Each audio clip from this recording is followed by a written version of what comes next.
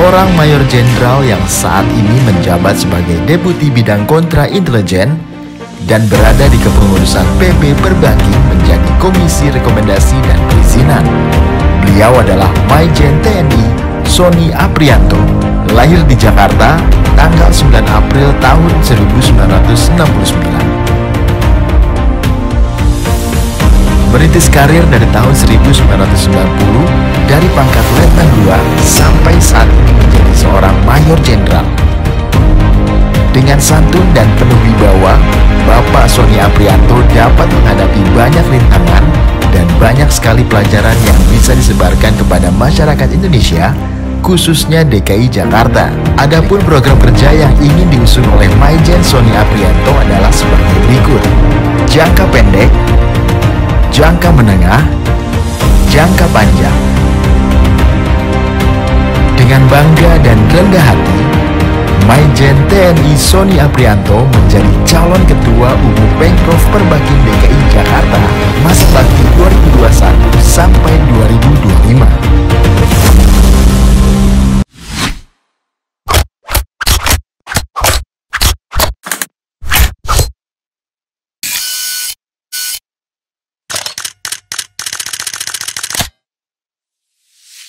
Saya adalah Mayor Jenderal TNI Sony Aprianto yang hari ini saya menjabat di Badan Intelijen Negara ini sebagai Deputi Bidang Kontra Intelijen. Kalau kemarin saya mendengar ada perseteruan seperti yang disampaikan oleh Pak Bonar tadi, ada persaingan antara hijau dan coklat. Nah, hari ini kita buktikan bahwa persaingan perseteruan itu tidak ada. Pak Bonar, Irjen Polisi, sebagai Ketua Velox mengusung saya, Mayor Jenderal TNI, dalam ini baju saya hijau, untuk maju. Kebetulan bukan dari seberang sana, yang satu lagi yang diusung berbaju coklat. Kalau tadi ini sudah tidak perseteruan, sebenarnya ini adalah persaudaraan AKABRI 90.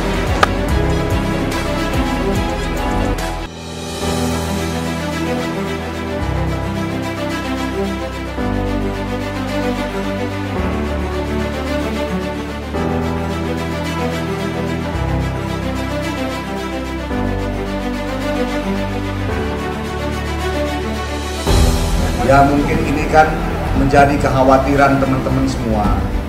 Apalagi kemarin juga saya dengarkan ini juga isu ini yang dihembuskan. Wah, kalau tentara yang terpilih nanti perizinan kita susah. Rekan-rekan sekalian, bahwa institusi Polri itu kan milik masyarakat. Dan tidak ada, saya rasa, institusi yang super body di Republik Indonesia ini. Dari masalah perizinan dan sebagainya, kalau kita sudah mengikuti aturan, kemudian prosedurnya, semua persyaratan kita lengkapi, apalagi alasan bisa untuk menghambat perizinan atau birokrasi kita.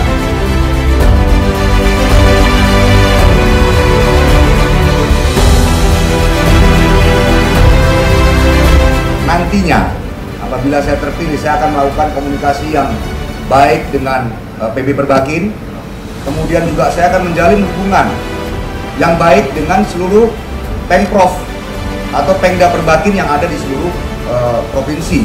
Sehingga kita harus membuka komunikasi yang baik dengan Polda Jawa Barat, dengan Polda Banten, kemudian dengan Pemprov Banten dan semua Pemprov yang ada. Dan juga kita menjalin hubungan yang baik dengan tentu PB Perbakin.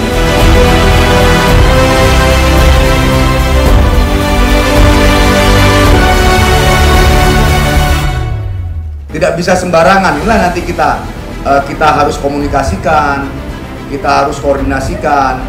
Kalau kita ke Padang, Pak, yang berburu babi itu nggak pakai senjata dia, Pak, pakai anjing. Pagi-pagi udah pakai anjing. Dari satu pickup itu anjingnya itu nanti begitu dilepas, Kakida, Paswol, nah, itu anjing tuh, tahu-tahu udah. Jadi artinya itu kan kearifan lokal. Nah, tapi kalau dengan penggunaan senjata ini kan ada aturannya. Nah, ini perlu kita tertibkan. Itu nanti perlu kita tertibkan. Terus penertiban ini juga harus dikoordinasikan, dikomunikasikan itu nanti perlu kita lakukan. Karena juga kan tidak boleh sekarang orang kalau ditangkap ada senjata selalu mengakunya Perbakin. Yang ditangkap dulu pernah di Kalibata ya, senjatanya sampai kalibernya agak-agak besar, ngakunya Perbakin, padahal tidak. Nah ini kan mungkin juga menjadi PR saya dan nanti siapapun yang menjadi formatur pengurus bersama-sama saya untuk menerbitkan hal-hal seperti ini. Apabila saya terpilih jadi ketua, ini nanti kita akan tampung aspirasi, kita cari jalan keluar yang win-win solution lah, yang tidak juga membuat Perbakin Senin Kemis, tapi juga tidak mencekek leher member. Jadi kita cari jalan tengahnya. Saya di sini mencalonkan diri sebagai Ketua Umum Perbakin DKI Jakarta, bukan untuk berbisnis, bukan untuk berdagang, dan bukan untuk mencari kekayaan. Saya sampaikan kepada bapak-bapak bahwa banyak pak mitra-mitra yang sudah datang ke saya karena saya mencalonkan diri. Ya mitra pengadaan biasalah, munisi, senjata. Saya nggak mau. Kenapa? Saya tidak mau tersandera. Kalau nanti kita ada pengadaan ya kita buat sesehat mungkin. Itu visi dan misi saya depan. Bagaimana Pak Joni Supriyanto membuat Senayan demikian hebat, ya kenapa kita tidak bisa nanti membuat itu di Perbakin Jaya?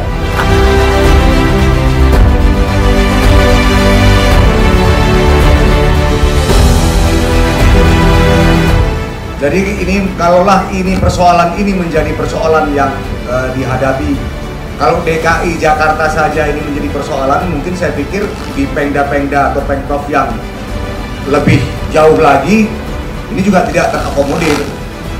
Sehingga mungkin ini adalah suatu yang perlu dibicarakan atau perlu dirumuskan dengan pengurus besar Perbakin. Tapi kalau di sini mungkin fasilitas nanti kita melihat Pak, ya kita melihat. Saya paham, artinya kita untuk bisa mendapatkan penembak reaksi ini kita dilahirkan atau bibit-bibitnya dari airsoft, ya karena mungkin stage-nya hampir sama, ya kemudian dengan senjata yang relatif murah, tapi dia paling tidak kan untuk keterampilannya dia sudah dapatkan, sehingga ketika dia akan beralih ke senjata api dia lebih mudah dibandingkan dia yang dari nol masuk ke tembak reaksi. Nah itu nanti kalau memang itu kita lihat bahwa untuk pembibitan tembak reaksi lebih baik di sana, apabila pun itu di pengurus Perbakin pusat tidak menjadi perhatian, ya nanti kita di DKI Jakarta yang saya rasa punya sumber daya yang menurut saya lebih besar dibandingkan wilayah lain, ya kita akan aktifkan.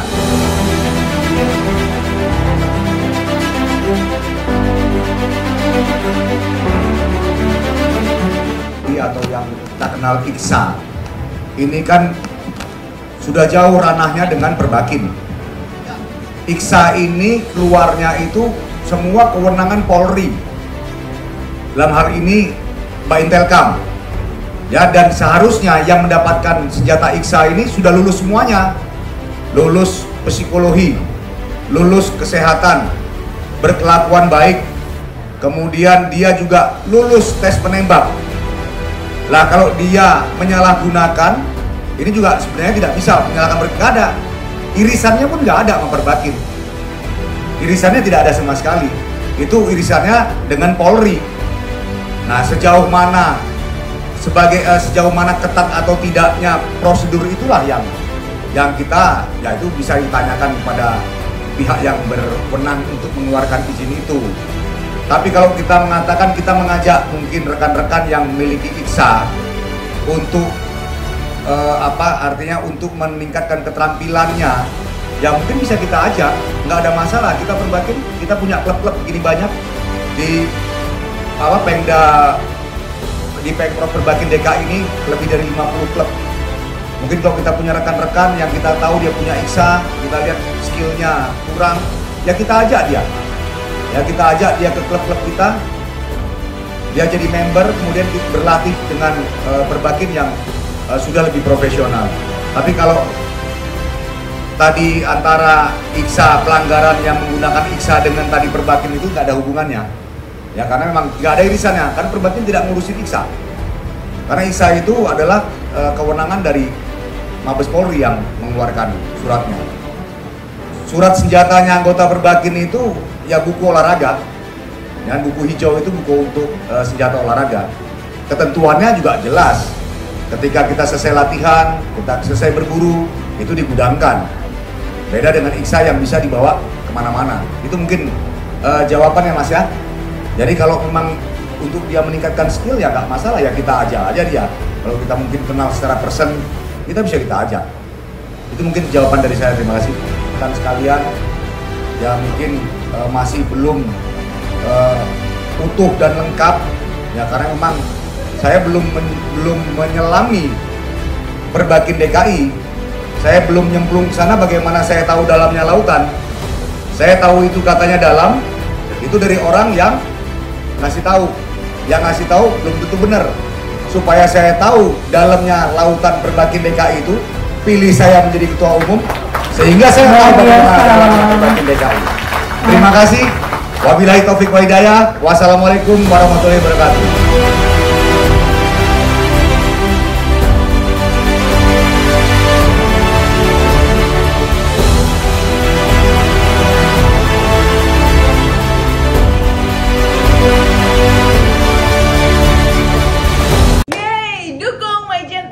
Sony Aprianto SEMM sebagai Ketua Perbakin DKI Jakarta tahun 2001 sampai dengan 2025 untuk perubahan demi kejayaan Perbakin DKI Jakarta.